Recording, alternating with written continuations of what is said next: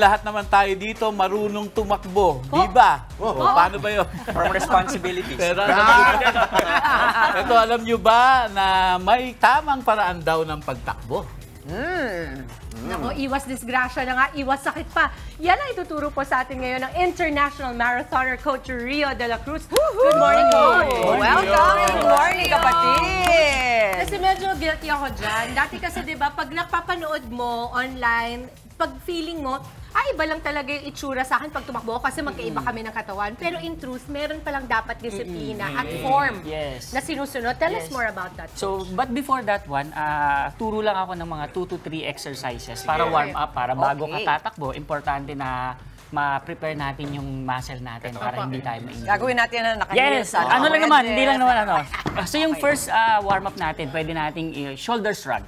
So, ganyan lang. 1, 2, 3, 4. So, pwede siyang hanggang 10, hanggang 15. Yan. Kasi pag tumatakbo tayo, ito yung unang nangangawit, lalo sa first timer. So, hindi natin alam na ginagamit pala natin Coach, siya sa ganyan din yung movement ng anak ko pag tinatanong ko kung nasa yung laruan mo.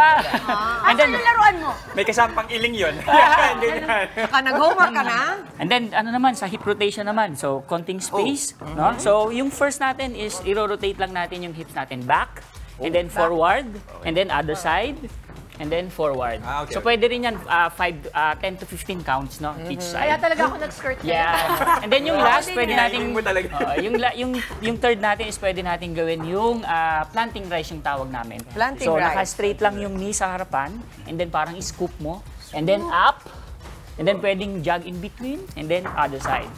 Yan. So, pwedeng gawin yan 10 to 15 times, kung pwedeng mas mahaba, 20 times. Tawag ba dyan warm-up, Coach? Yes, dynamic warm-up. mo rin na talagang umiinit katawan mo. Yes, so very important to increase core body temperature before you do your exercise to prevent injury. But after naman na mag-exercise, important naman yung cool-down stretching, which is yung stationary stretching naman. Like, Coach, akala ko milk tea. Cool down.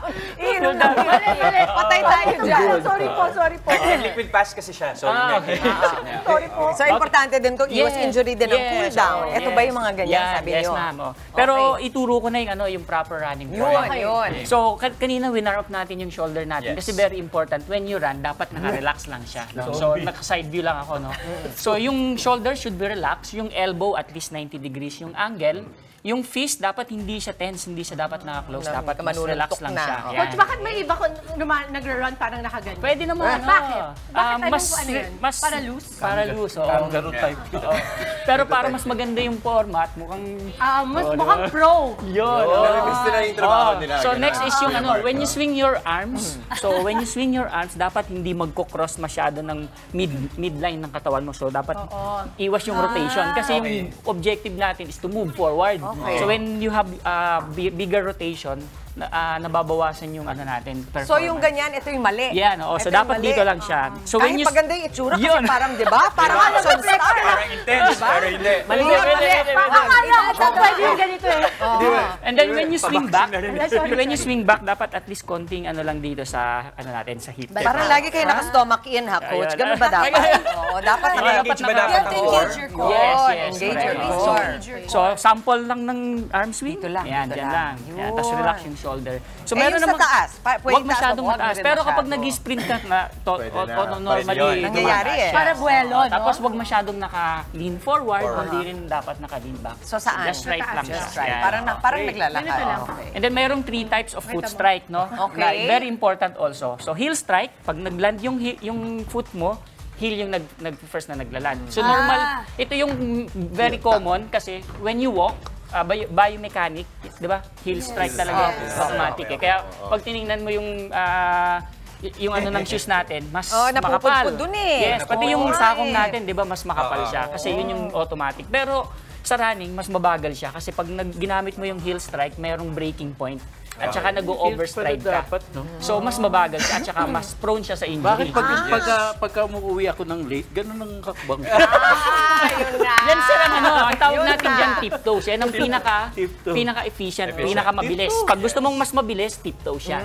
Pero kapag sasali ka ng mga half marathon, full marathon, yung suggest ko, yung mid-foot. Kasi pag naka-tiptoes ka, tatakbo ka ng 42K, magkakaroon ng tense yung yung calves mo, so magkakaroon ng injury.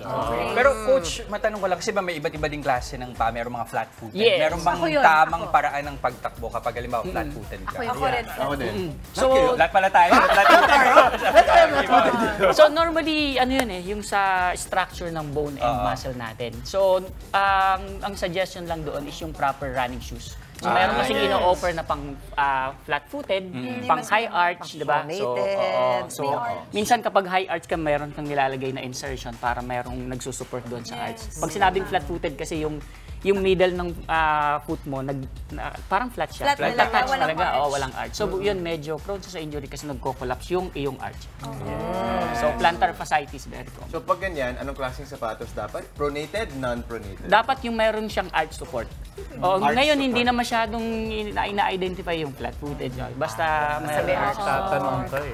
Tapos ano na nga dun sa tatlong uri ng pag-land, ano ba yung pinakamabisa? Ano yung dapat consciously gagawin namin? So, for regular running lang, mid-foot lang. Yung flat lang siya. Okay. Yung flat. Yan. So, kung gusto mong bumilis, tiptoes. Pagka ayaw mong maninig sa gabi, 100, 200, 400, yan yung very common. Pero pag yun nga, medyo mabagal lang kapag heel strike. Pero wala naman, ako as a coach, wala namang perfect na running form. Ang sinasuggest ko sa mga athlete ko is, kung ano yung running form na nagwo-work sa'yo, na walang injury, then tuloy mo lang. Unless, magko-compete ka for Olympics na kailangan nating ayusin, di ba? Yung running form na mas more efficient. Pero kung ano yung nagwo-work sa'yo at okay naman siya, hindi ka na-injured, then go for it. Nice. Thank you, Coach Rio. Ang dami namin natutunan.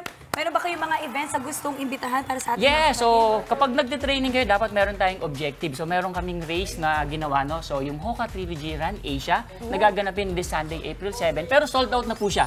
So we have 8,000 participants. Wow! Yeah, so but ang maganda nito, available siya for different cities in the Philippines. So meron kami sa Cebu, Davao, Iloilo, Bacolod, Ayun, pero CDO, pa, and pwede pa Baguio. doon. Pwede pa po yun. And sa leg 2 po, meron tayo sa August 2, ay sa June 2, tapos August 4 sa Trilogy Finals, and December 8 yung finals natin, 42K. So nag-ano siya, progressive. Yung leg 1 namin 16K, leg 2 21K, leg 3 32K, and then yung last is 42K. www.runrio.com para sa Yes, mga oo. detalye niya. Apo, or sa sa trilogyrunasia.com. Free energy ni Coach Rio. No? Ganda. Kasi yung coach mo, may engganyo ka talaga. Thank you so much sa tips at syempre sa mga events pa. Good luck sa inyo, Coach Rio de la Cruz. Mga kapatid, Dimples Romana po, kumpletuhin ang inyong umaga ng mga kwentong puno ng inspirasyon. Salubungin po ang bawat araw ng may ngiti at pag-asa. Kaya't mag-subscribe na po at mag-follow na sa aming social media pages ng News 5.